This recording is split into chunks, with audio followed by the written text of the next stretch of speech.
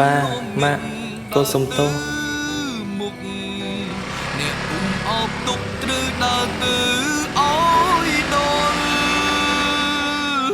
ជីវិតត្រូវតស៊ូទុកឧបសគ្គជាខ្យល់ខ្ញុំនឹងមិនធ្វើឲ្យប៉ាអស់សង្ឃឹមទៀតទេមុខអោយបានភាពសោកសៅនឹងរកសាច់មិននៅយូរបើយើងត្រូវតស៊ូចាំខ្ញុំជួយទៅផ្ទះអរគុណផ្ទះអ្នកនាងនៅឯណាទុកខ្លួនឯងឲ្យឈឺយូរឲ្យឯកោងើបឈរឡើងរកសោទុំខកពីដួងចិត្តត្រូវជឿជាក់ខ្លួនឯង